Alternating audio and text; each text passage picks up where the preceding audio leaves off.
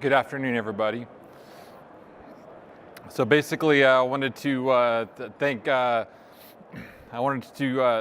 CA, thank GMF, and thank my team and for allowing me to speak today. And I hope everybody's enjoying this conference as much as I've enjoyed it so far.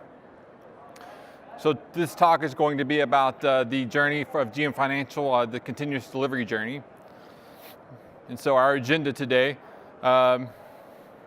is pretty much the challenges of this journey as we've basically made our move towards continuous delivery. Kind of a DevOps journey of sorts that we've been kind of going through in our company. It's been about a 5-year journey. Just to give you a little bit of background, GM Financial is a wholly owned subsidiary of General Motors. And so basically completely managed separately, very much autonomous. And so GM purchased GM Financial about 5 years ago, and or actually about 6 years now. And so ever since that purchase occurred, it's been a steady journey of growth. As you can see here from this slide here, in 2011 we had 300 servers and about 50 line of business applications and one loan originations platform, only in North America based. And in 2016 today, we have over 2,000 servers, 700 line of business platforms, 11 loan and lease platforms, and basically have a presence in pretty much around the world, North America, Europe, and Asia. Also in that period of time, we've grown quite a bit from a headcount standpoint. We started out with 3,000, about 2,500 to 3,000 employees when I showed up in 2011, and now we got well over 10,000 employees. My team alone started off as 3, and now we're all the way up to well over 20. So it's been explosive growth in the company as the business has expanded and as we've become a captive financer for General Motors. So with all that growth has brought a lot of challenges, to say the least. Basically operational compliance risk. There's been, with this proliferation of servers, this expanding server count, we have had a lot of creep between platforms, dev QA and training and production. And so that's caused a lot of issues. We've also had separation of duties weaknesses in our deployment processes, which has obviously been a challenge for us. And then basically more compliance risks. The more servers you have, the more vulnerabilities you have. And so essentially trying to manage those vulnerabilities, trying to remediate things as these server counts have gone up has become an increasing challenge. So, of course, when the company was small, we had an old delivery model that was manual deployments. And then as the company grew really fast, we kind of held on to that old delivery model, and that old delivery model has brought a lot of challenges as well.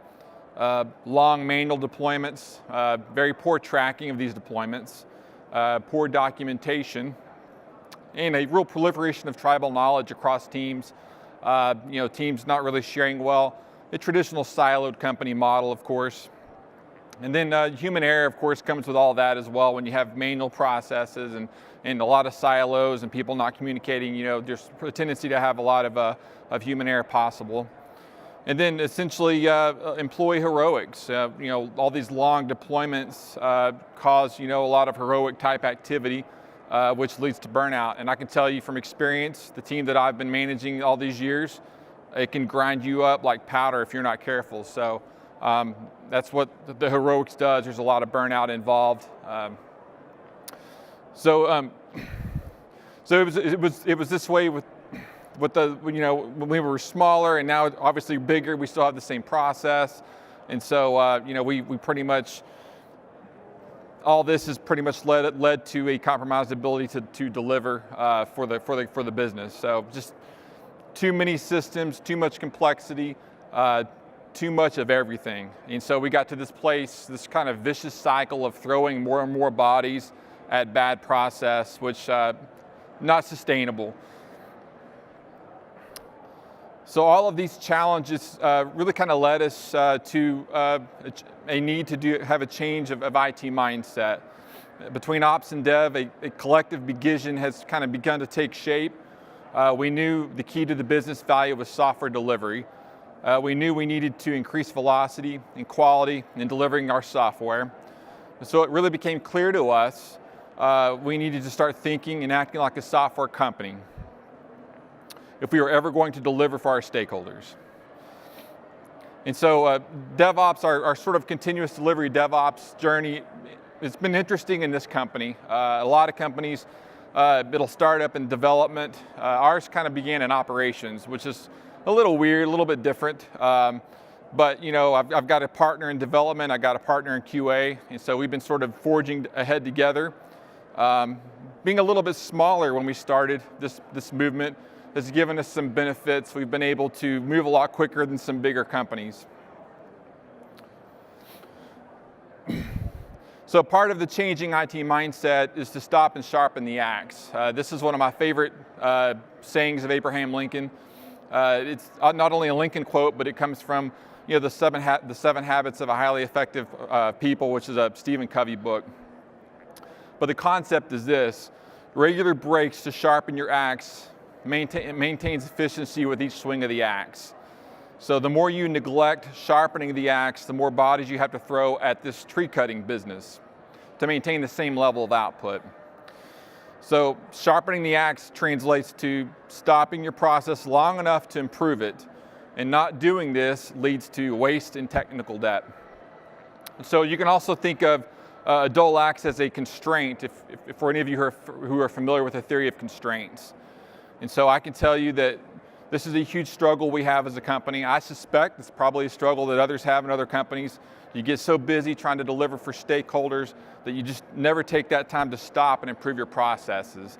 And so that's really what kind of been a theme of what we've had to try to do at GM Financial, which is to stop and improve our process. That's hard to do. It's a constant battle. I can't tell you how many times I get people telling me, oh, we'll do this later, oh, we'll re-architect this later, oh, we'll change later. Problem is, later never comes.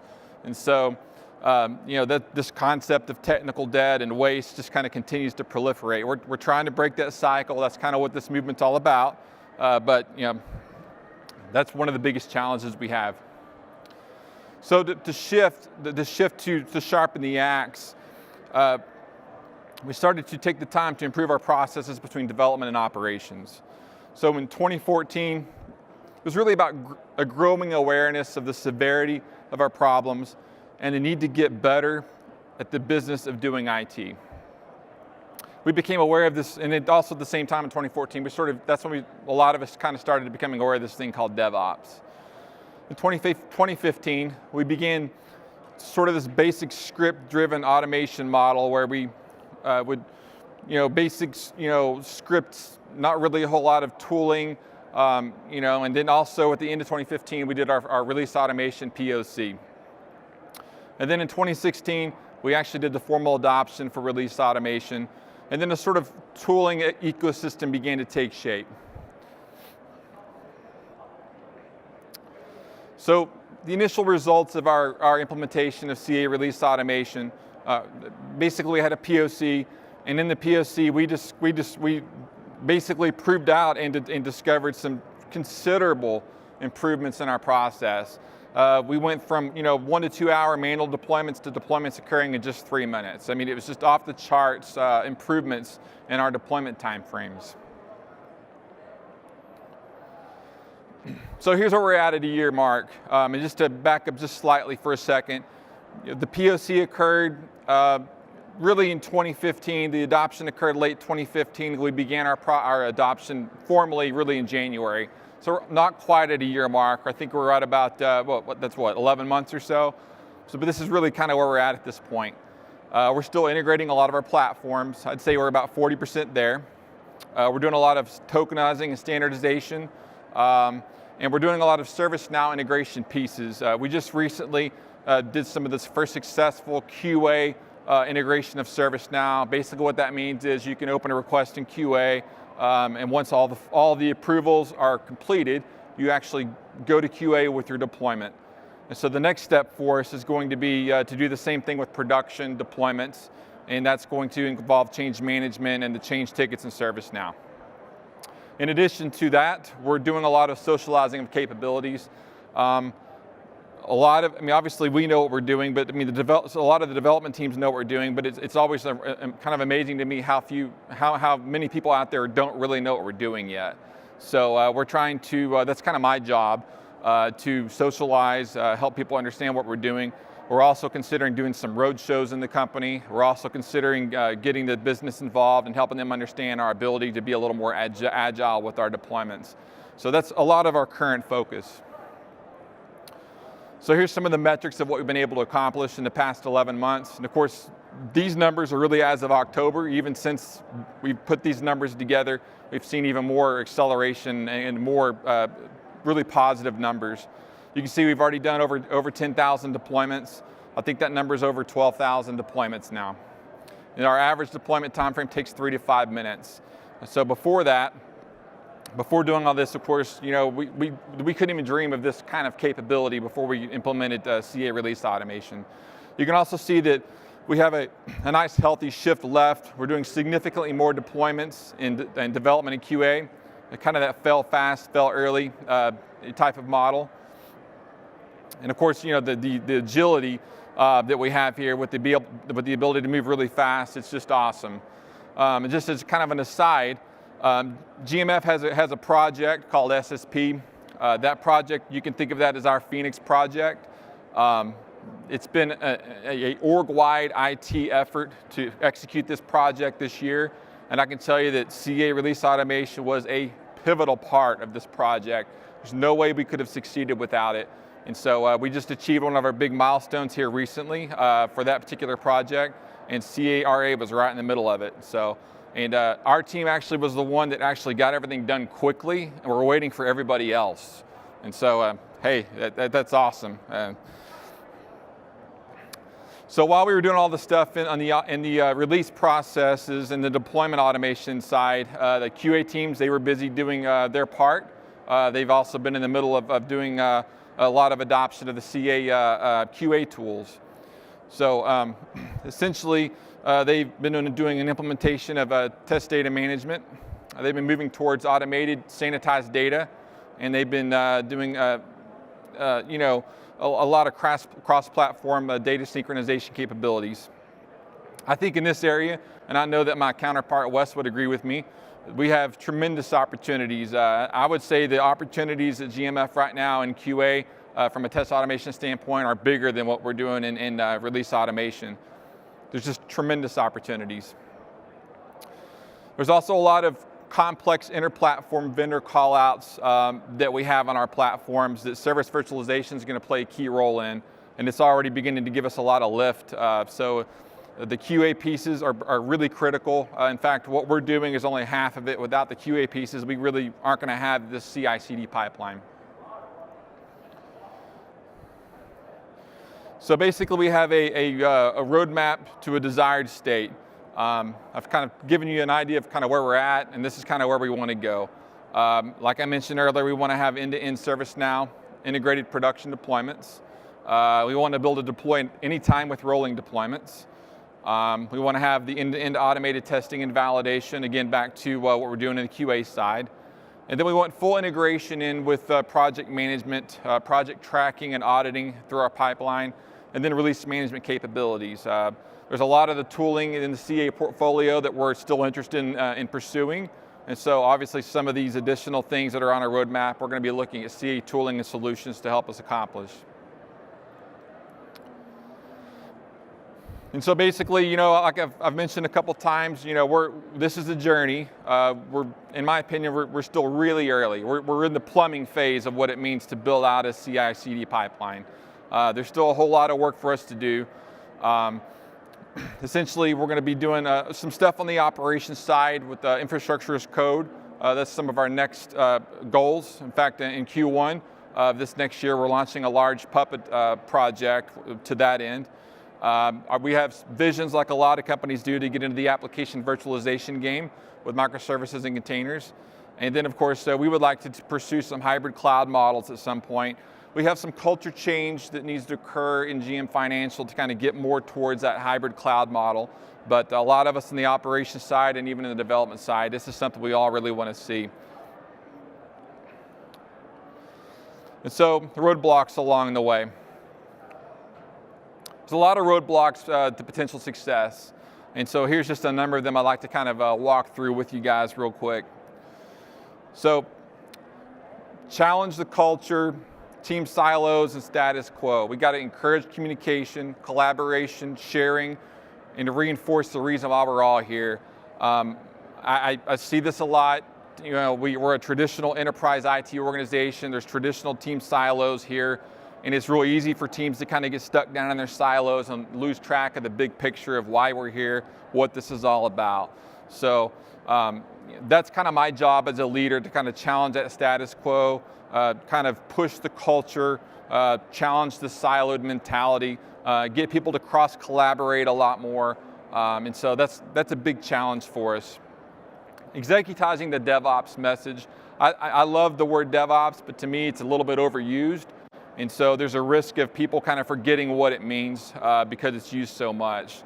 So you know, ensuring the alignment on what DevOps means across the company. Essentially getting with the management, IT management, senior leadership. You know, in our case, our DevOps movement it's kind of started as a grassroots movement. So a lot of companies, maybe it starts top down, ours is more bottom up. And so there's a lot of senior IT management people who really don't understand what we're doing and what it's about. So you know, executizing that message, socializing it, that's a significant obstacle and challenge for us. And then just to get the quick wins, I have a peer who, you know, and this has even been a challenge of my own. You know, we have so many things we want to do. We want to add value so badly. We want to move so quick that sometimes, you know, you get a little bit, you're trying to boil an ocean, so to speak. And so it's really important to try to get those quick wins, to try to focus on the little things that you can do to make progress. It does matter, it does add up. That's what we've been doing for the last 11 to 12 months. And so essentially, you know, the little quick things we've done, and slowly it's added up to a lot of progress. So that would be probably one of the biggest things I would recommend of all the things here. And then sort of adjusting, you know, the attitude towards failure. You know, learning to live with failure and learning to route around failure, learning to be resilient to failure is a key part of, I think, of an obstacle that needs to be overcome. And so the other thing too, and this is something that's been kind of bugging us a lot in the CA release automation area lately, has been, you know, just education, helping teams understand what it is we're doing, and then, you know, helping them understand that this is a permanent change. We're not going back to the old way of doing deployment. You know, we're going to move forward. We're going to have challenges. We're going to make mistakes, but we're going to keep going, and we're going to keep learning, and we're not going to be afraid of failure. We're going to accept failure as part of doing business, and we're going to route around the failure. And so just that's, I think, a key thing that we've been having to push to people. We run into a lot of development teams that we'll have some problems with CA release automation. All of a sudden they're like, let's go back and do it the old way. Let's go back and do it manually. And we're like, no, we're not going to do it manually. We're going to fix the problems and we're going to move forward. And so getting people to understand that, that this is a journey and you have to keep going, you have to persist. So basically, to sum things up here, you know, realize that the software drives the business, requires faster and more frequent app delivery. Build an inclusive and sustainable automation model with the right tools from the start, and keep trying. You know, I really strongly feel that we have to be in the business of challenging the status quo, being visionary, trying, failing, and trying again. And I think that's really what DevOps is more than anything else. I mean, it's a lot of things. It's collaboration, it's tooling, it's people, it's culture, but mostly it's about not being afraid of failure, being willing to be innovative, and experiment a little bit. Take some moderate risks just so you can move forward and make progress as a team and as a company. That's all that I have. Does anybody have any questions?